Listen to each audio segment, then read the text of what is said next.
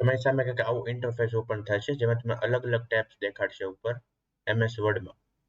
Home tab, insert, design, layout, reference, mailing, review અને view. બરાબર.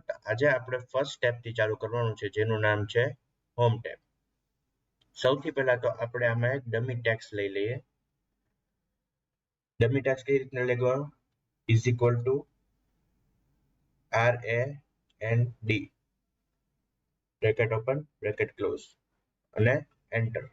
જેવું તમે એન્ટર આપશો એવું તરત તમને ડમી ટેક્સ્ટ તમારી આટું જનરેટ થઈ જશે. બરાબર. હવે ફર્સ્ટ સ્ટેપ થી આપણે ચાલુ કરીએ જેનું નામ છે ફોન્ટ.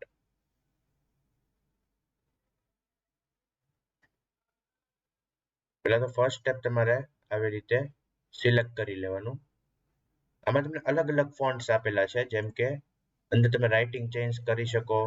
અલગ અલગ જે રીતે તમે રાઇટિંગ જોતા હોય એ રીતે તમે રાઇટિંગ ચેન્જ કરી શકો.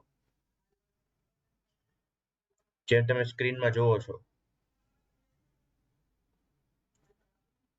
ક્લિયર છે?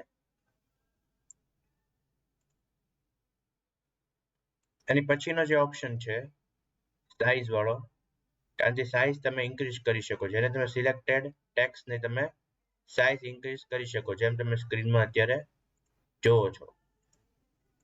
આની પછી પર્ટિક્યુલર તમારે કંઈક સાઇઝ સુધી જવું છે આવી રીતે તો તમે અહીંથી જઈ શકો. Increase font size, decrease font size. Clear છે? આની પછીનો ઓપ્શન જે છે બોલ્ડ વાળો. આનાથી શું થાય? ટેક્સ્ટ જે છે એ ડાર્ક ફોર્મેટમાં આવી જશે જેમ કે તમે અત્યારે જોયું. તો નીચેના ટેક્સ્ટ જો અને ઉપરના ટેક્સ્ટ જો આ વસ્તુ બોલ્ડ થયેલી છે. એવી જ રીતે એની બાજુમાં ઇટાલિક છે તો પહેલા તો હું ટેક્સ્ટને સિલેક્ટ કરી લઈશ અને ઇટાલિક ઉપર ક્લિક કરીશ એટલે તરત એ વસ્તુ ઇટાલિક ફોર્મેટમાં શો કરશે. જે ઇટાલિક ફોર્મેટમાં જે વસ્તુ આપણે શો કરી એમાં જ આપણે અંડરલાઈન વાળું યુઝ કરીએ. આવી રીતે નીચે અંડરલાઈન આવી જશે અને અંડરલાઈનમાં ઘણા બધા ટાઈપ્સ આવે આવી રીતે. ક્લિયર છે? આની પછીનો જે ટેબ છે સ્ટ્રીક વાળો, એનાથી તમે શું કરી શકો? કઈ પણ વસ્તુ સ્ટ્રીક કરાવી શકો આવી રીતે જેમ તમે સ્ક્રીનમાં જોવો છો અત્યારે. બરાબર. આની પછીનો જે ઓપ્શન છે સબસ્ક્રિપ્ટ અને સુપરસ્ક્રિપ્ટ. આ વસ્તુ છે ને તમારે જાજે ભાગે કેમાં વપરાય છે? ફોર એક્ઝામ્પલ મેં 10th અત્યારે લખ્યું 10th. તો 10th આવી રીતે ના હોય. 10 શું હોય? TH જે છે એ કઈ બાજુ હોય? ઉપરની સાઈડ હોય. એની માટે આપણે કયું યુઝ કરીએ? સુપરસ્ક્રિપ્ટ વાળું. એટલે એ 10 તમને આની અંદર શો કરે. આખું સિલેક્ટ નથી કરવાનું, ખાલી TH જ સિલેક્ટ કરવાનું છે. એ તમે નીચે ઉપર કરી શકો. સબસ્ક્રિપ્ટ અને સુપરસ્ક્રિપ્ટ. ક્લિયર છે? અહીંયા સુધી ક્લિયર? અને પછીનો જે ઓપ્શન છે ચેન્જ કેસ.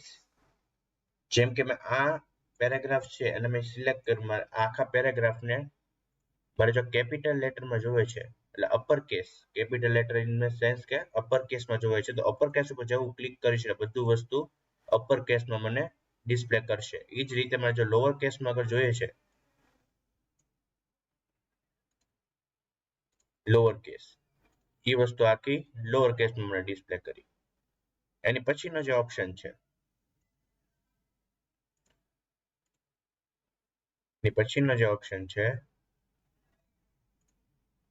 આનાથી શું કરી શકો? તમે કલર આપી શકો. જે પણ તમે ફોન્ટ જોતું હોય હાઇલાઇટ ટેક્સ્ટને હાઇલાઇટ તમે આની અંદર કરાવી શકો. જેમ કે સેવ ટાઈમ જે લખેલું છે એને મને હાઇલાઇટ કરવું છે તો અહીંથી અલગ અલગ કલરથી હાઇલાઇટ કરી શકીશ જેમ તમે સ્ક્રીનમાં અત્યારે જોવો છો. અને પછીનો જે ઓપ્શન છે જેમ કે મેં આ વસ્તુને સિલેક્ટ કર્યું. અને પછીનો જે ઓપ્શન છે કેની માટે છે? ફોન્ટનો કલર જે હોય એની માટે આ ઓપ્શન આપેલો છે. ફોન્ટનો કલર એટલે તમે પાછળ જોવો છો અલગ અલગ તમને આખા પેરેગ્રાફનો કલર તમે ચેન્જ કરવો એક સાથે તો તમે અહીંથી સિલેક્ટ કરીને કરી શકો. અને પછીનો જે ઓપ્શન છે ક્લિયર ઓર ફોર્મેટ. બરોબર, જે પણ વસ્તુ તમે કાંઈ પણ ડિસ્પ્લે કરાવી છે એ તમે ફોર્મેટ જો ક્લિયર કરવું હોય તો તમે અહીંથી ક્લિયર ફોર્મેટ કરીને તમે જે રિયલ ટેક્સ્ટ લખ્યું છે એ વસ્તુ તમે ડિસ્પ્લે કરાવી શકો. આની પછીનો જે ટેબ છે જેનું નામ છે પેરેગ્રાફ. પેરેગ્રાફ ટેબમાં કઈ રીતે હોય, બુલેટ પોઈન્ટ્સ આવે. પહેલા તો આવી રીતના અલગ અલગ પ્રકારના બુલેટ પોઈન્ટ્સ તમને શો કરે, ટિક માર્ક છે, આવી રીતે જે પણ તમને બુલેટ પોઈન્ટ્સ જોઈએ છે એ પ્રમાણે તમારા બુલેટ પોઈન્ટ્સ તમે અહીંથી સિલેક્ટ કરી શકો. બરાબર, ડિફરન્ટ પ્રકારના બુલેટ પોઈન્ટ્સ આમાં આપેલા છે, અથવા રિક્વાયરમેન્ટ પ્રમાણે તમે અહીંથી લઈ શકો.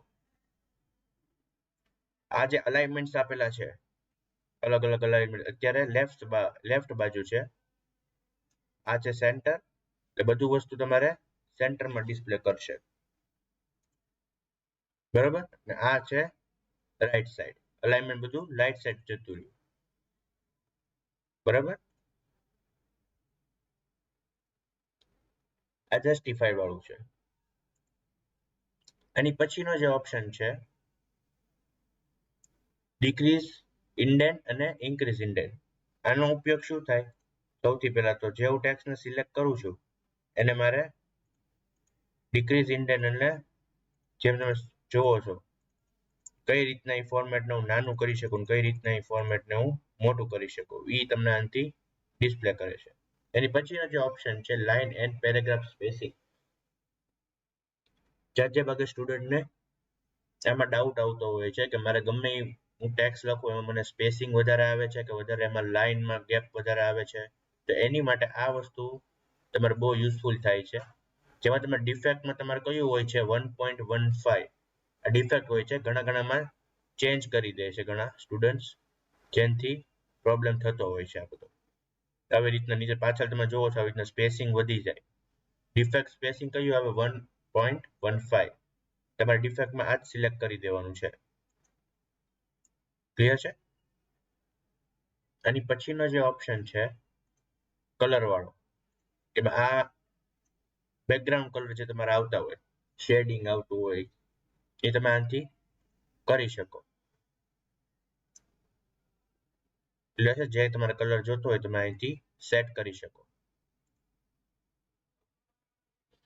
આની પછીનો ઓપ્શન કયો છે શોર્ટ કરવાનો, ગમે એ વસ્તુને શોર્ટ કરવું એ આનું પછીનો ઓપ્શન છે. જેમ કે એસેન્ડિંગ એન્ડ ડિસેન્ડિંગ, ટેક્સ્ટને એસેન્ડિંગ અને ડિસેન્ડિંગમાં તમે અરેન્જ કરી શકો, ઉપરથી નીચે અને નીચેથી ઉપર, એ તમારા રિક્વાયરમેન્ટ પ્રમાણે તમારે એ વસ્તુ યુઝ કરવાની.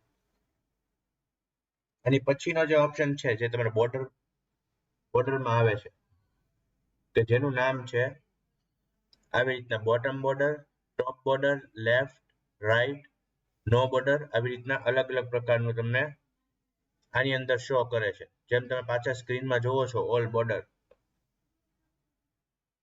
બરોબર, ઓલ બોર્ડર ઉપર જેવું ક્લિક કરું તો મને પાછળ છે ને બધે બોર્ડર્સ આવી ગયા અહીંયા. બરોબર, આ તમારે પેરેગ્રાફ ટેગ આની અંદર કમ્પ્લીટ થાય છે. આજે એક આપણે રહી ગયું જેનું નામ છે શો એન્ડ હાઇડ.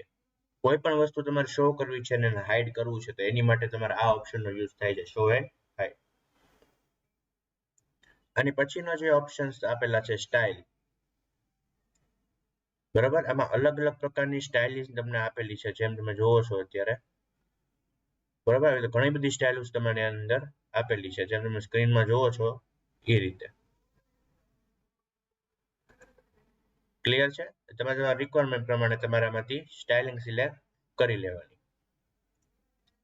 બરાબર, આની પછીનો જે ઓપ્શન્સ આપેલો છે એડિટિંગ સબ પોઈન્ટ. બરાબર, એમાં તમારે ફાઇન્ડ, રિપ્લેસ અને સિલેક્ટ. પહેલા તો ફાઇન્ડમાં જતો રહીશ. કોઈ પણ વસ્તુ તમારે ફાઇન્ડ કરવી છે, જેમ કે વિડીયો.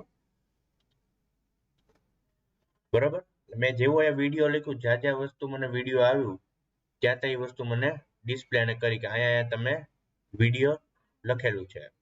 એટલે આ તમારે ફાઇન્ડ કરવા માટે છે, વર્ડ ફાઇન્ડ કરવા માટે આ વસ્તુનો ઉપયોગ થાય છે. રિપ્લેસ, કઈ પણ વસ્તુ તમારે રિપ્લેસ કરવી છે, જેમ કે વિડીયો છે, વિડીયોને રિપ્લેસ કરી દો કેનથી, વિડીયોસ.